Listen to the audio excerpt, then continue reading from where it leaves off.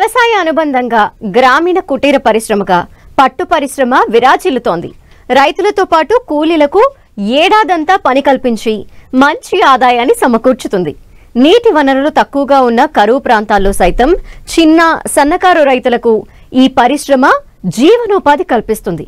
పట్టు పరిశ్రమతో మంచి లాభాలు ఉన్నప్పటికీ ప్రచార లోపం కారణంగా రైతుల దరి చేరలేకపోతోంది. దీనివల్ల పట్టు కోసం మన దేశం దిగుమతులపై ఆధారపడాల్సి వస్తోంది. దీన్ని అధిగమించేందుకు ఈ రంగంలోకి అడుగుపెట్టే వారికి ప్రభుత్వం ఎన్నో రాయితీలతో అడుగడుగునా ప్రోత్సాహం అందిస్తోంది. మరి అవేంటో ఇప్పుడు చూద్దాం.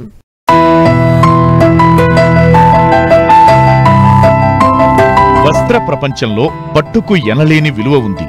పట్టు తయారీ శ్రమతో కూడుకున్న రైతులకు మంచి నికర ఆదాయం అందించే రంగమిది. నూతన సాంకేతిక పద్ధతులను అవలంబించి 2 ఎకరాల మల్బరీ తోటతో ఏడాది పొడవునా పట్టు పురుగులను పెంచి జీవనోపాధి పొందవచ్చు. రిస్క్ తక్కువ, నెల నెల ఆదాయం, ఉద్యోగస్తుల కంటే మెరుగైన జీవనం, ఇవన్నీ పట్టు పరిశ్రమతో సాధ్యం. కొత్తగా ఈ రంగంలోకి అడుగుపెట్టేవారికి ఎటువంటి ఆర్థిక ఇబ్బంది కలగకుండా కేంద్ర రాష్ట్ర ప్రభుత్వాలు అన్ని విధాలుగా చేయూతనందిస్తున్నాయి.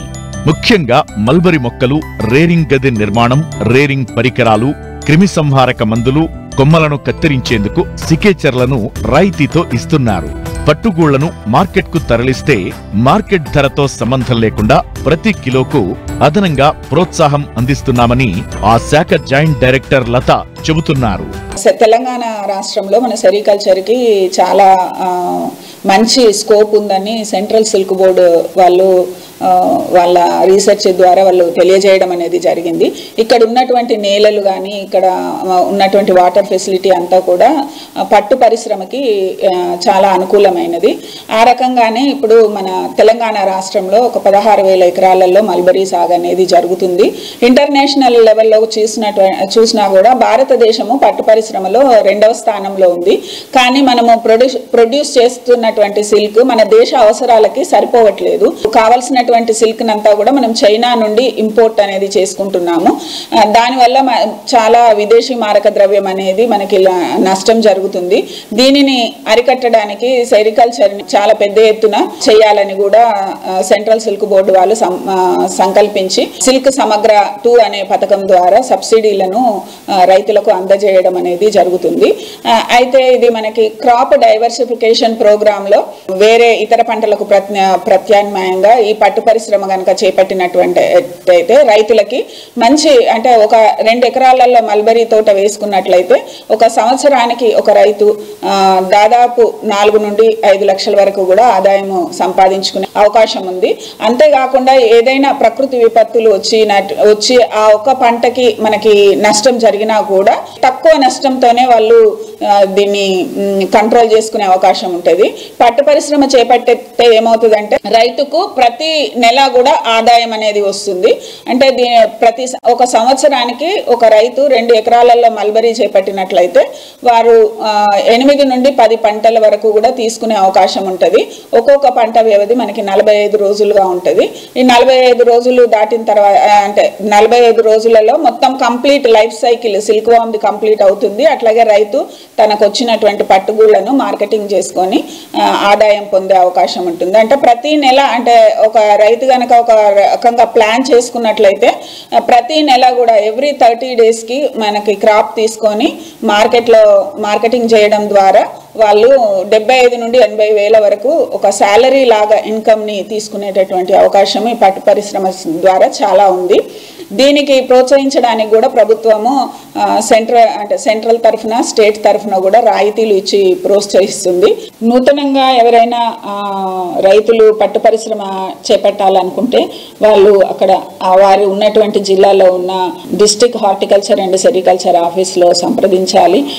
అలాగే వారికి ఒక్కొక్క రైతుకి కూడా మనము 7.5 లక్షల రూపాయలను సబ్సిడీ కింద ఒక ప్యాకేజీ లాగా అందజేయడం జరుగుతుంది. దీంట్లో ఏంటంటే మల్బరీ మొక్కల పెంపకానికి మనకి 1 లక్ష రూపాయలుగా యూనిట్ కాస్ట్గా నిర్ణయించడం జరిగింది.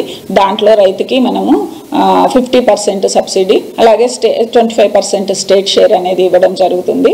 అట్లాగే పట్టుపురుగుల పెంచడానికి రేరింగ్ షెడ్ కన్స్ట్రక్షన్కి కూడా 2,25,000 రూపాయలు సెంట్రల్ సబ్సిడీ ఉంది.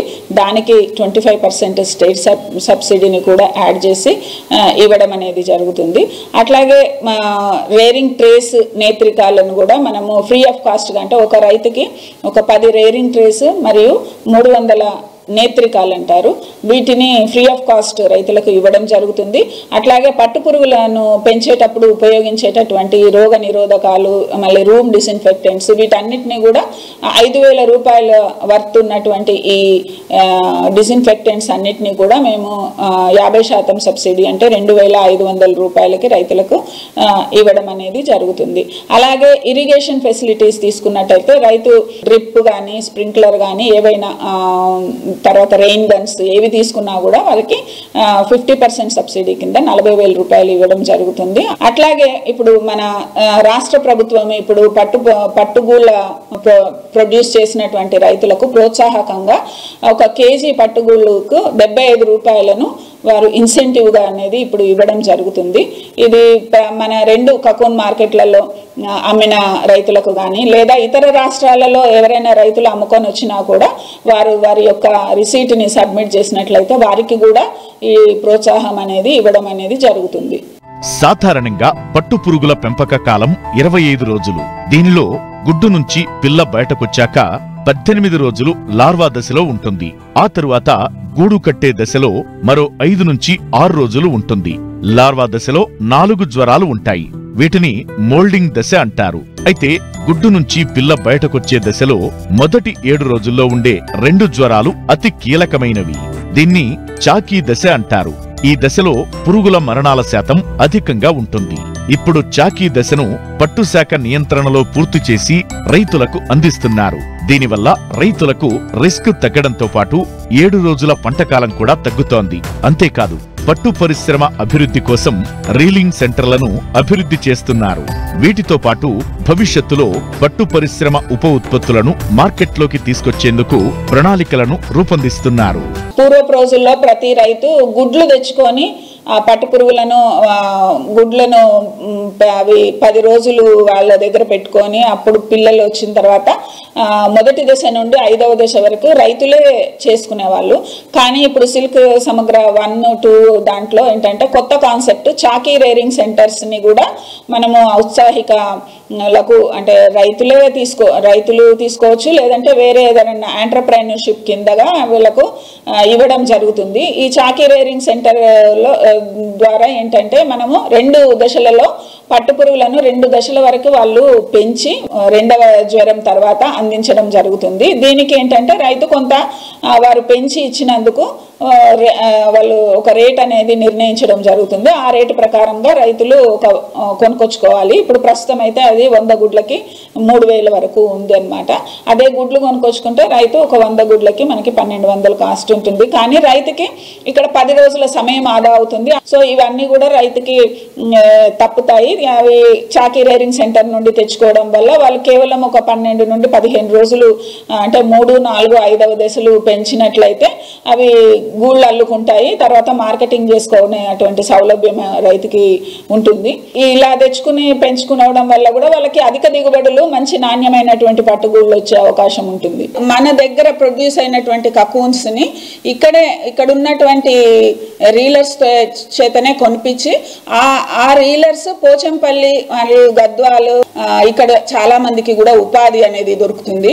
అంటే రీలింగ్ సెక్టార్లో కానీ, వీవింగ్ సెక్టార్లో కానీ, ట్విస్టింగ్ కానీ, ఇవన్నిటి సెక్టార్స్లో చాలా మందికి కూడా ఉపాధి దొరుకుతుంది. అట్లాగే మన రైతుల కకూన్స్ కూడా ఇక్కడే మార్కెటింగ్ అవుతాయి.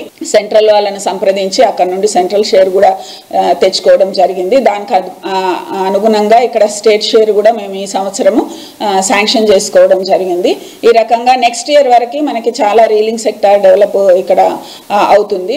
అంతేకాకుండా ఇప్పుడు మన పట్టు పరిశ్రమ అనేది ఇప్పుడు నూతన పోకడలతోని ముందుకు సాగుతుంది. రీసెంట్గా కూడా మనకి వేరే ఇతర దేశాల నుండి కూడా పట్టుగూళ్ళు ఎగుమతి కోసం అనేది చాలా ఆర్డర్స్ రావడం అనేది జరుగుతుందని సెంట్రల్ సిల్క్ బోర్డు ద్వారా వారు తెలియజేయడం జరిగింది.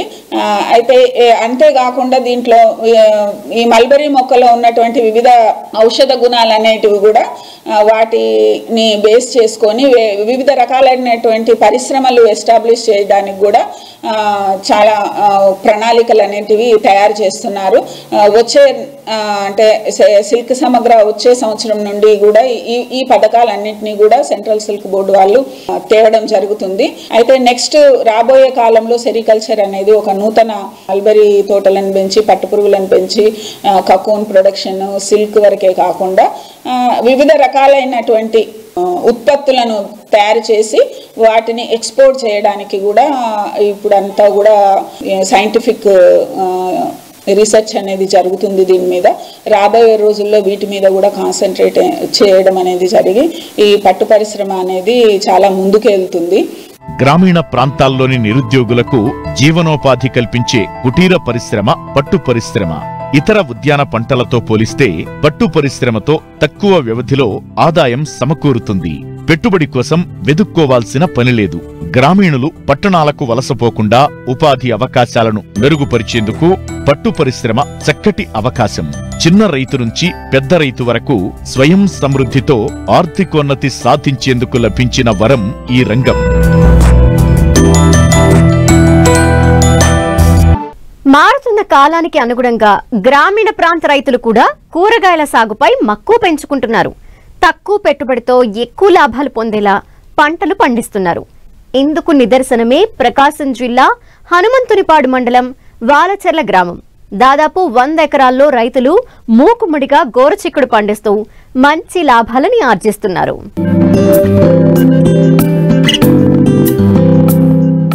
కూరగాయల సాగు నేటి తరం రైతులకు లాభదాయకంగా ఉంటుంది. తక్కువ కాలంలో తక్కువ పెట్టుబడితో రైతు ఆశించిన స్థాయిలో లాభం పొందేందుకు అవకాశం ఉంటుంది. ఇది గమనించిన ప్రకాశం జిల్లా హనుమంతునిపాడు మండలం వాలచెర్ల గ్రామ రైతులు 10 ఏళ్లుగా కూరగాయలను పండిస్తూ మంచి దిగుబడులను తీస్తున్నారు. ముఖ్యంగా మార్కెట్లో గోరుచిక్కుడుకు నిలకడైన ధరలు ఉంటుండటంతో ఈ గ్రామంలో ప్రతి రైతు గోరుచిక్కుడును సాగు చేస్తుంటారు. దాదాపు ఈ ఒక్క గ్రామంలోనే 100 ఎకరాల్లో ఈ పంటను సాగు చేస్తున్నారంటే అర్థం చేసుకోవచ్చు. పెద్దగా చీడపీడలు ఉండవు. ఈ పంట వర్షాభావ పరిస్థితులు ఎదురైనప్పటికీ నీటి ఎద్దడిని తట్టుకుని ఖచ్చిత దిగుబడిని ఇస్తుంది. కాబట్టి రైతు ఆదినారాయణ రెడ్డి గత 10 ఏళ్లుగా గోరుచిక్కుడును సాగు చేసి మంచి లాభాలను ఆర్జిస్తున్నారు.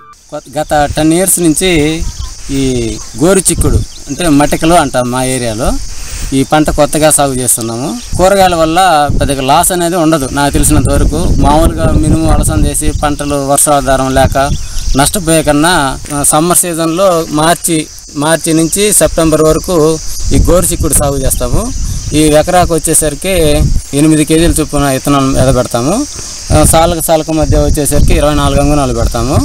ఇది ఎకరాకు దిగుబడి వచ్చేసరికి కోతకి 10 క్వింటాలు వస్తుంది. 5 కోతలు లేదా 6 కోతలు వస్తాయి ముందుగా వేసుకున్నప్పుడు. ఈ మధ్యకాలంలో కొంత వైరస్ అనేది వస్తుంది. ఈ వైరస్ నివారణ కోసం మన వ్యవసాయ శాఖ దిగి కొంచెం మందులు పిచికారీ చేసినట్లయితే ఆ వైరస్ అనేది కొంచెం కంట్రోల్లోకి వస్తుంది. రైతులకైతే రేటు 20 రూపాయలుగా ఉన్నదంటే 10 రూపాయలు మిగులుతాయి. 20 రూపాయలకి తగ్గిందనుకో కిలో మనకనేది లాస్ వస్తుంటుంది. కూరగాయ అనేది ఇప్పుడు కూడా రేటు ఉంటే మటుకు మనకు మంచి ఆదాయం. రేటు లేని పరిస్థితుల్లో కొంచెం ఖర్చులు రావు, కూలి వాళ్ళ వరకే వస్తున్నాయి. గొర్రు 20 తోలుకొని గుంటకు తోలు పెట్టుకోవాలా. మనం వేసే పొలమని గుంటకు తోలి తర్వాత చాద కట్టుకోవటమో లేదా వర్షం పడ్డప్పుడు ఎకరాకి 8 కిలోల చొప్పున కొంచెం మందు అంటే ఎకరాకి 8 కిలోల మందు 8 కిలోల గింజలు చొప్పున ఎదబెట్టుకోవాలా. ఎదబెట్టంటే 24 అంగుళాల చొప్పున ఎదబెట్టుకోవాలా. ఎదబెట్టుకున్న తర్వాత దుక్కికి మామూలుగా మందుకు మొత్తానికి దాదాపుగా 5-6 వేలు ఖర్చు అవుతుంది. తర్వాత కూలీలు వచ్చేసరికి ఒక మనిషికి వచ్చేసరికి 250 రూపాయలు దాకా పడుతుంది కూలీ. దిగుబడి మటుకు ఎకరాకు కోతకు 10 క్వింటాలు వస్తుందండి. కేజీ 20 రూపాయల చొప్పున 25 చొప్పున 35 రూపాయలు కూడా పడింది. ఈ మధ్యకాలంలో 30-40 రూపాయలు పడింది. మనకు రేటు 20 రూపాయల పైన పెరిగే కొంది మనకు రేటు అనేది ఆదాయం వస్తుంది. నేను సంవత్సరానికి దాదాపు 60 ఎకరాలు పొలం వేస్తుంటాను. ఈ 60 ఎకరాల్లో దాదాపు ఈ సమ్మర్ సీజన్లో 10 ఎకరాల వరకు ఓన్లీ గోరుచిక్కుడు మాత్రమే వేస్తుంటాను. ఈ గోరుచిక్కుడు వచ్చిన ఆదాయం అన్ని నెక్స్ట్ మళ్ళీ మినుము బొబ్బర వీటికి ఆదాయంగా మలుచుకోవటం, మిర్చికి వాటికి మన ఖర్చులకు ఉపయోగపడుతుంది. దిగుబడి వచ్చేసరికి మాకు వచ్చిన పంటలు ఎక్కువగా సంవత్సరానికి 5-6 లక్షలు మిగులుతుంటాయి ఈ మేము వేసే పొలం మొత్తం మీద. ఈ పంటకి పేనుబంక లేదా గజ్జి తెగులు లాంటిది వస్తుంది. వీటికి ఫ్లోర్ అనేది ఎకరాకు ఒక లీటర్కి వచ్చేసరికి 3.5 ఎకరాకు వస్తుంది. ఈ లీటర్కు తీసుకొచ్చి పిచికారీ చేయడం జరుగుతుంది. దీంతోపాటు ఎస్పేట్ కలుపుకుంటే మనకు దోమపోటు అనేది ఎక్కువ రాకుండా ఉంటుంది. దోమపోటు దీనికి ప్రధాన శత్రువు. ఈ దోమపోటు రాకుండా ఉండాలంటే ఎస్పేట్ లేదా థయామెథాక్సామ్ అవి 2 కలుపుకొని కొట్టుకుంటే మనం పిచికారీ చేసినప్పుడు పైరు బాగుంటుంది.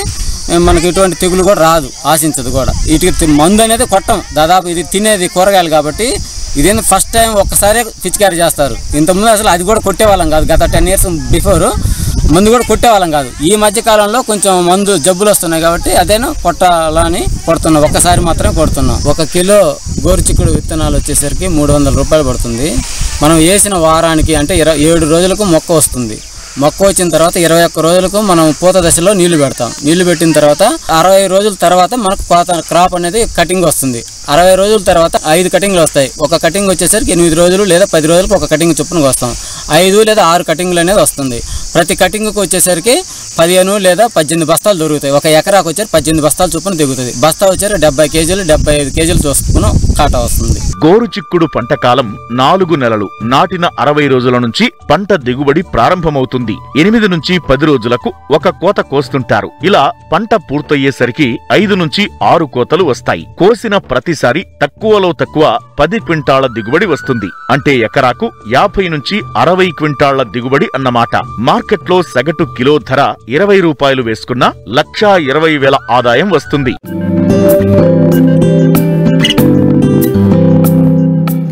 కొన్ని రకాల పుష్పాలు కేవలం ఆకట్టుకోగలవు.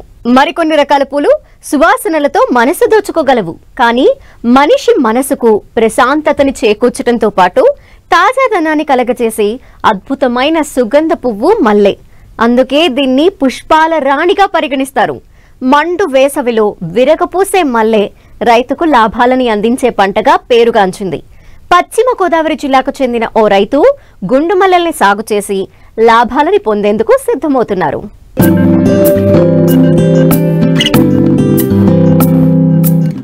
వేసవికాలం వచ్చిందంటే చాలు మార్కెట్లో ఎక్కడ చూసినా మల్లెల పరిమళాలే కుప్పలు కుప్పలుగా దర్శనమిస్తూ ఉంటాయి.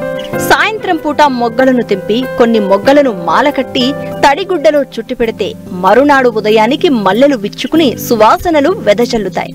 మల్లెపూలను ఇష్టపడని మగువలు ఉండరు. ప్రధానంగా ఈ తోటలు వేసవిలో అధిక పూల దిగుబడిని ఇవ్వడంతో రైతులతో పాటు కూలీలకు కూడా మంచి ఉపాధి లభిస్తుంది. ముఖ్యంగా చిన్న సన్నకారు రైతులు ఈ తోటలను 1/2 ఎకరం నుండి 2 ఎకరాల వరకు సాగు చేస్తున్నారు. ఈ కోవలోనే పశ్చిమ గోదావరి జిల్లా తాడేపల్లిగూడెం మండలం చిన్న తాడేపల్లి గ్రామానికి చెందిన రైతు పిచ్చుకల వెంకటనారాయణ గత ఏడాది సెప్టెంబర్ నెలలో తనకున్న 2 ఎకరాల్లో గుండుమల్లె మొక్కలను నాటారు. ప్రస్తుతం పంట దిగుబడులు వస్తున్నాయి. అన్ సీజన్ లో మల్లెపూల దిగుబడి వస్తూ ఉండడంతో ధరలు కూడా బాగానే ఉన్నాయంటున్నారు. ప్రస్తుతానికి ఇప్పుడు మేము 2 ఎకరాల మల్లె తోట చేస్తున్నాం. 2 రకాల గుండు మల్లి, కాడమల్లి. ఇది మొక్క వచ్చి 40 రూపాయలు పడిందండి. అక్కడ కొనుబడి ఇక్కడ వచ్చేటప్పటికి మొక్క వచ్చి 60 రూపాయలు పడిందండి. ఎకరానికి 1200 మొక్క 6x6. తర్వాత మొక్క టైం వచ్చేటప్పటికి ఒక 10 సెంట్లు వచ్చి ముందు వాటరింగ్ ఇవ్వాలి. తర్వాత వాటరింగ్ ఇచ్చిన తర్వాత ఇది పూత పిండి వచ్చేటప్పటికి ఇంకొక 10 సెంట్లు. అంటే నిత్యం పూలు పూయాలంటే ఆ తళ్ళు ఇంపార్టెంట్. అలా 10 రోజుల డిఫరెన్స్ లో 10 సెంట్లు తడించుకుంటుంటే ఎప్పుడు 24 గంటల్లో పువ్వులు ఉంటూనే ఉంటాయి. చెట్టుకు ఒక మొగ్గడికి పూస్తే 1 కేజీ వస్తుందండి. చీరడి బిడ్డలు అంటే దీనికి ఎక్కువగా వర్షాకాలం అయితే ఆకు తెగులు వస్తుందండి. ఇది బావిస్టిన్ కానీ M45 కానీ ఈ టైప్లో కొట్టుకోవాలండి. ఈ పంగలో తడి ఆరక ఆకు అంటుకుని పంగలో పంగిసైడ్ ఎక్కువ వస్తుంది కాబట్టి దానికి బావిస్టిన్ కానీ M45 కానీ ఇచ్చుకోవచ్చు. తర్వాత రెండోది వేసవకాలం వచ్చి ఎండలో విపరీతంగా ఉంటే నల్లి వస్తుందండి ఎక్కువ. దానికి ఎన్ని మందు కొట్టినా సక్సెస్ అవుతలేదని చెప్పి ఎక్స్పోనస్ ఒకటి, దాంతో పాటు M45 కానీ బావిస్టిన్ కానీ ఆ 2 కాంబినేషన్లో ఇస్తున్నాం. చాలా ఎక్సలెంట్గా పనిచేస్తుంది.